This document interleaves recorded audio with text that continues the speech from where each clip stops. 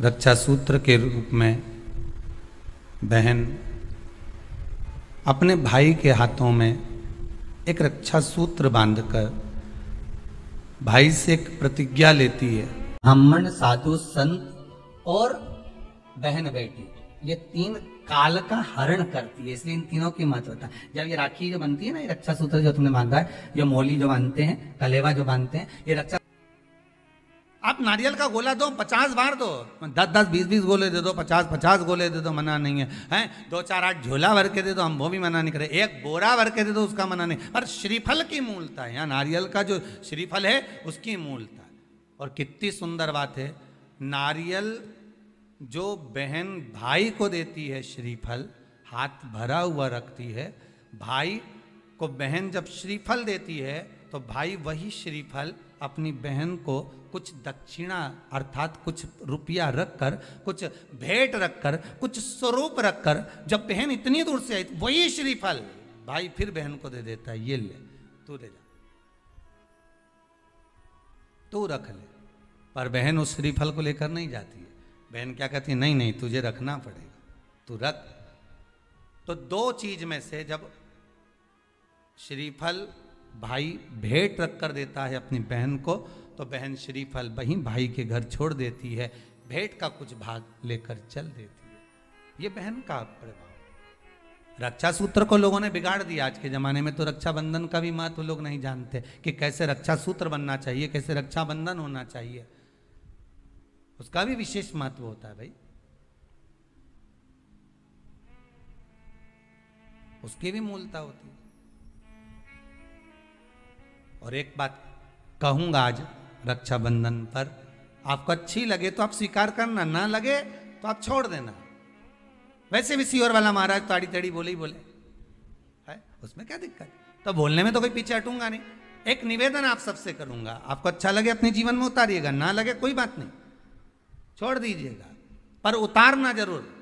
बहन से प्रॉपर्टी के चक्कर में कितना भी झगड़ा चल रहा हो, बहन का भाई से एक मकान के चक्कर में कितना भी झगड़ा चल रहा हो, संपदा के चक्कर में कितना भी झगड़ा चल रहा हो, तो भी निवेदन करूंगा, बहन और भाई तुम खूब लड़ो प्रॉपर्टी और जमीन के लिए, पर रक्षाबंधन के दिन कम से कम एक दूसरे के नहीं भी जाओ तो फोन लगाकर जीजी और बहन भाई से, भाई बहन से एक बार तो बात कर लो, क्योंकि धन अपनी जगह रह जाएगा साहब, वहां धन नहीं जाने वाला, आपका व्यवहार जाने वाला है, आपका प्रेम जाने वाला। माना उसने कुछ भी करा हो, अदालत में केस लगा दिया हो, 25 केस चल रहे हो अदालत में, 50 बार तुम्हें पेशी पर जाना पड़ रहा हो, 50 बार झगड़े हो गए, 50 बार तलवार लेकर खड़े हो गए, डंडे लेकर खड़े हो गए, एक दूसरे को मारने को तैयार हो गए, पर निवेदन है, एक माता के गर्भ से तुम जन्मे हो, कम से कम उस माता के दूध का फर्ज अदा करो। और एक बार कितना भी झगड़ा हुआ हो, इस आस्था चैनल के माध्यम से आज रक्षाबंधन के दिन भले राखी बंधवाओ मत बंधवाओ, पर एक फोन लगाकर तो पूछ लो, जीजी कैसी है, कब आएगी बता। या बहन भाई को कह दे रे कैसा है, भूल गया क्या मुझे, भाई भी कह दे, लड़ाई की बात मत करना, आज के दिन बस प्रेम की बात करना कि कम से कम बहन का फोन तो आया। मेरा मन कहता है, मेरा दिल कहता है कि शायद दिवाली पर जितनी आतिशबाजी नहीं हुई होगी उतनी आतिशबाजी आपके दिल में होगी, कि जिससे केस चल रहा है वो फोन लगाकर पूछ रहा है कि भाई ने पूछा बहन से, बहन ने पूछा भाई से, कैसे हो, भाभी से बात कर लो, थोड़ा बच्चों से बात कर लो। माना अदालत में देखा जाएगा, लड़ाई झगड़े सब होंगे, सब कुछ होगा, कौरव और पांडवों की कथा तो देखो रे कितनी सुंदर है,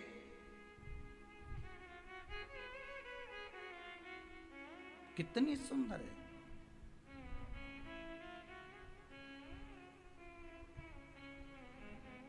पांडवों की बहन सुभद्रा राखी बांधने कौरवों को जाती है, कौरवों की बहन राखी बांधने के लिए पांडवों को जाती है। जरा विचार करिए,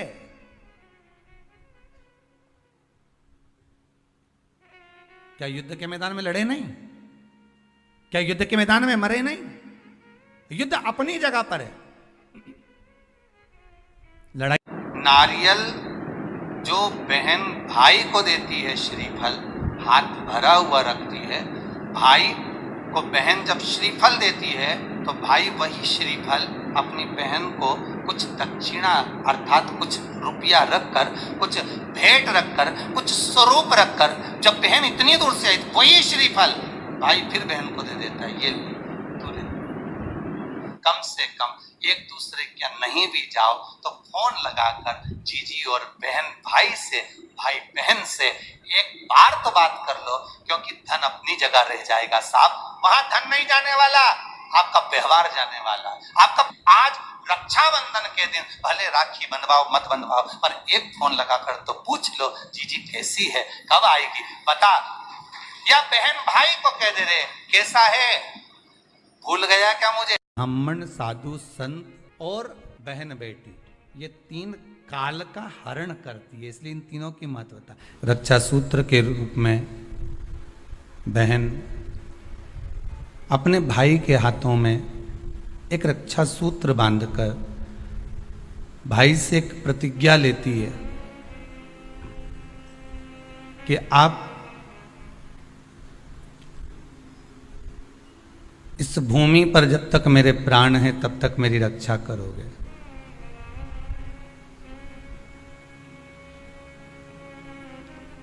कोई बहन अपने भाई के ऊपर कोई बीमारी नहीं देख सकती, कोई रोग नहीं देख सकती, और ना भाई बहन को रोगग्रस्त देखना चाहेगा।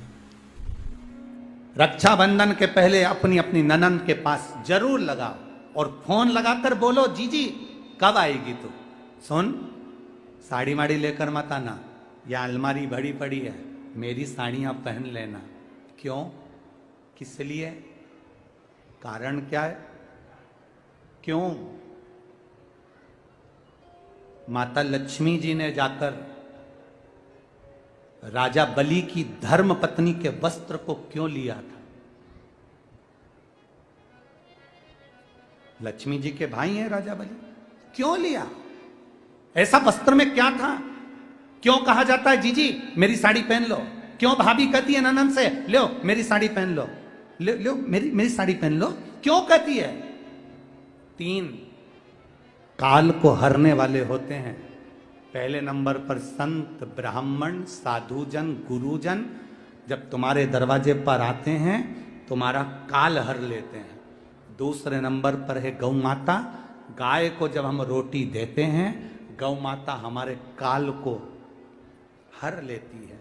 तीसरे नंबर पर है बहन बेटी, जब हमारे यहाँ आती है और हम कह देते हैं जीजी ये मेरी साड़ी है पहन लो, घर से साड़ी लेकर मत आना, जब हम उसको साड़ी पहनने को दे देते हैं तो एक ननन बहन बेटी ऐसी होती है जो अपने भाई के घर के काल को भी हर लेती है, वो बहन बेटी होती है। पर आप में से कई माता ऐसी भी बैठी है जो अपनी एक साड़ी नहीं दे, और अगर ननन पहन लेना तो 25 बार के बता दे जी जी